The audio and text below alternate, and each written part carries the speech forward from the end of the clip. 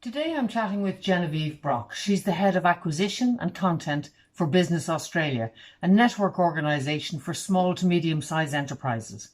They had spent nearly 2 years planning to rebrand and relaunch in March 2020, and then coronavirus struck. Genevieve, thanks for joining me. Oh, it's great to be here. Thank you. I want to hear about your story because you were originally the Chamber of Commerce for New South Wales and you changed to become Business Australia. We had found that there was an opportunity to provide support, tools and resources to businesses all over Australia, not just in New South Wales. And we had planned in March to launch our new brand, Business Australia, as well as the new membership model, which was really about providing free membership as a starting point. So the model is that you can become a member for free if you're a business, and then we have different services that can be paid for as add-ons, but the basic membership is free. So we were ready to launch that in March. We had a new campaign planned, we had a big launch event planned, and that was, unfortunately, we had to halt all of that. Had to really pivot our messaging in response to COVID. Still a member-owned organisation, and we're actually one of the oldest organisations in Australia. We've been going for 194 years, so there's a lot of heritage there. A big change. It was a definite, probably a 5-year journey for the leaders of our business and our board to go on to get to the point that we eventually got to. So for over a year, we'd been working on a new website. We were changing our brand. So it had been a really big build up. And that I think not only from a point of view of going on a certain path with messaging, but just the way the teams had been, all of our people had been building up to this big launch.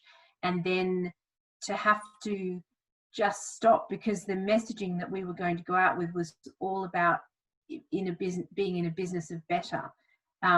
And that just wasn't the right time for that message. Not only did we have to pivot our messaging, we still went ahead with the new brand, but we didn't really launch it. We just really focused on getting as much content out as quickly as possible to support businesses, because that's our mission. That's what we do.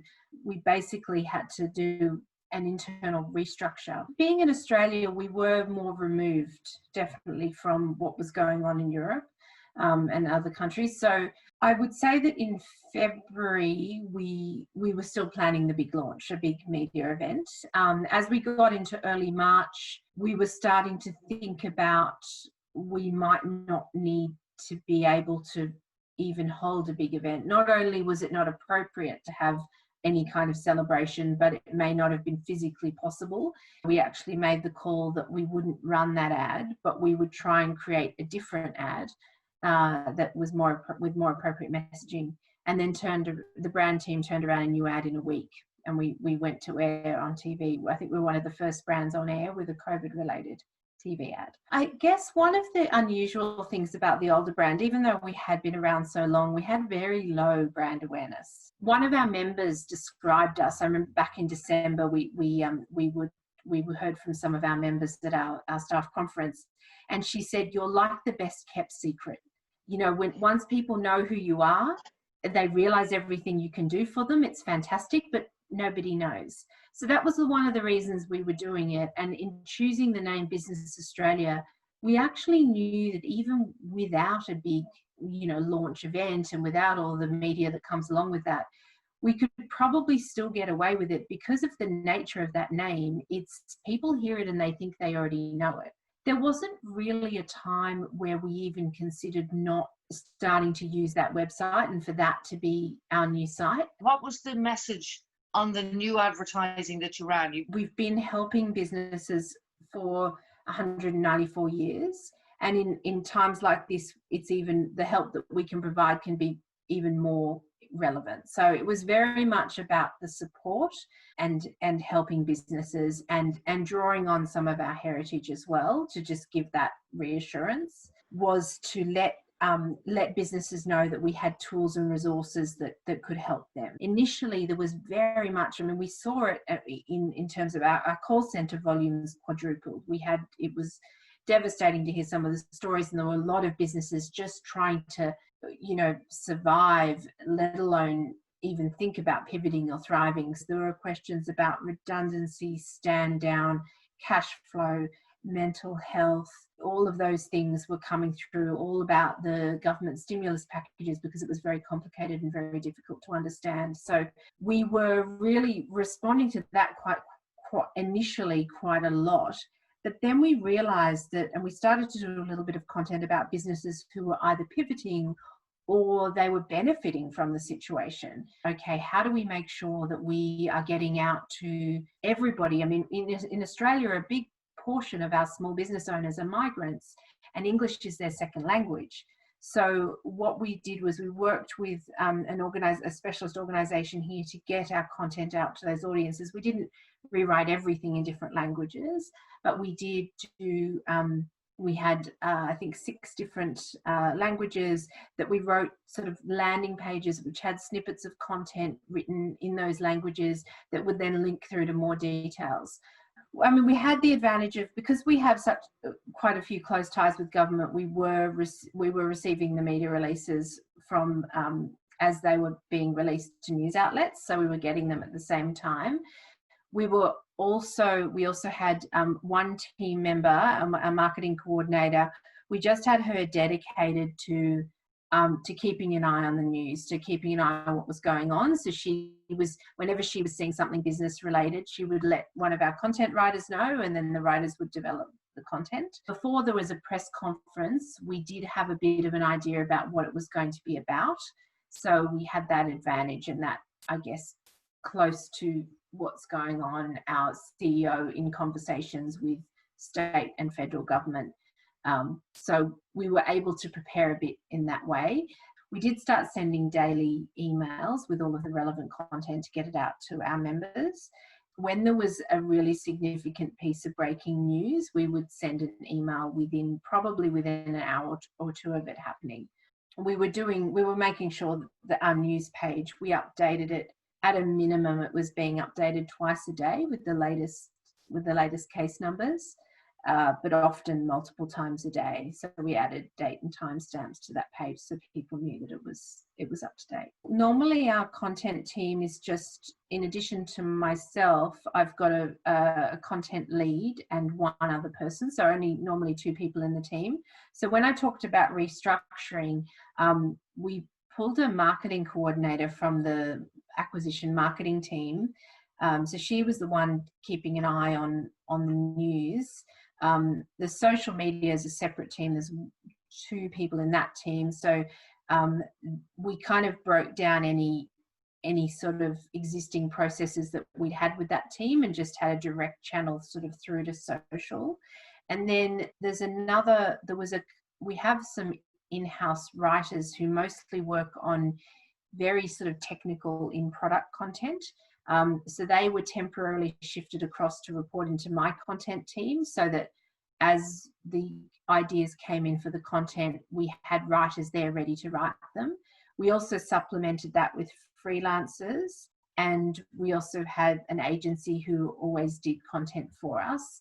So we used them, and then we also reached out to experts. So through our own networks, we reached out. Normally we would create about 5 pieces of content a week. We scaled up to 40 a week at the height. And through all of this, we were acquiring free members, which was what we'd always intended to do with the launch. With launching a free membership model and a new brand, we wanted to expand our ability to help more Australian businesses.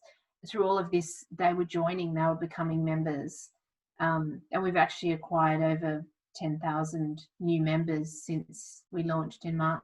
We were talking about that wonderful media launch we had planned, and we wonder if we'll ever do it.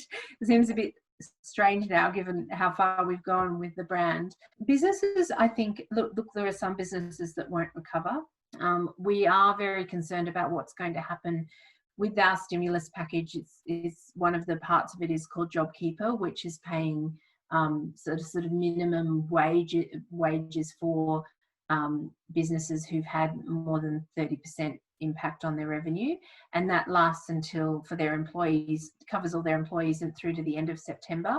So we are concerned about what's going to happen then once that support cuts off, what that means for a lot of businesses. So we, at the moment, for us, we're really thinking about how we can support businesses in the lead up to that. And then once that happens, in terms of our team, we sort of, that temporary structure that we had in the news, we're not doing that anymore. There's not as much need for it. So we've sort of gone back to normal roles, and just at normal sort of levels of content production. There are probably, we're still all working from home, and that's going to continue for a long time because we can do it effectively. There's no point in putting ourselves in unnecessary sort of danger by being out and about if we don't need to be. The way that we're working has changed a bit in that we're not doing, our financial year is about to end tomorrow, and then next year we're not doing a 12-month plan, we're doing a 3-month plan. How you produced 40 pieces of content every week is, with the team that you had, is absolutely beyond me. You must have all been absolutely exhausted. I was on the tools myself, publishing a lot of the content. So I had one team member sort of deciding what we were going to produce, another one sort of farming out all the work to all the different resources that we had, pulling it back in, editing it, and then coming to me, and I was actually publishing the pages on the website. So I was doing all the authoring, publishing sort of 11 pieces in a day. One day I think was the most we did. It was a lot, and we're talking sort of between 500 and 1,000 words of the written content. And they came to me quite early on and said, look, do you have capacity to help? And I said, yes, absolutely. I don't need to do other meetings at the moment. I can just do this. Look, I think for some businesses, it's about coming out of this with a different way of working, doing things differently in the future. For some, it's about building back up and picking up where they left off. For some, they might have to close down their business and maybe they'll do something different, or they'll start a new business. We're actually focusing on quite a lot of content around starting a business, because that seems to be an opportunity at the moment. We also have a lot of people who have never run a business, but they might have lost their job working for someone else, and now this is the time to fulfill that dream. So we're starting to do a lot of that sort of content because we think that's a really big opportunity right now. Genevieve Brock, thank you for joining me today. I really enjoyed that interview. Oh, thank you so much, Ellen. Great to talk to you. There were some great PR takeaways from that interview. The first for me was the decision to proceed with the media launch, but change all of the messaging. The second was the creation of a newsroom. And the third was achieving such phenomenal brand awareness in an 8-week period. Proceeding with the media plan. Despite the fact that the launch had been cancelled, Business Australia decided to proceed with their media plan, but they changed all of the messaging in all of their media. They did this over a 4-day period. They created a newsroom. The need for relevant content was obvious, and they created, instead of 5 pieces of content a week, 40 pieces of content a week, including downloadable texts, podcasts, webinars, daily e-zines, and timelines on their posts, so that their members would know which was the most recent post. And finally, achieving brand awareness. Genevieve herself said that she couldn't believe that they had achieved the level of brand awareness that they had in an 8-week period. They had predicted that this would take 4 months. The brand awareness arose because of the relevance of the content that they were posting and the fact that their content was being shared. Essential online training solutions for communications professionals. The PR Training Academy.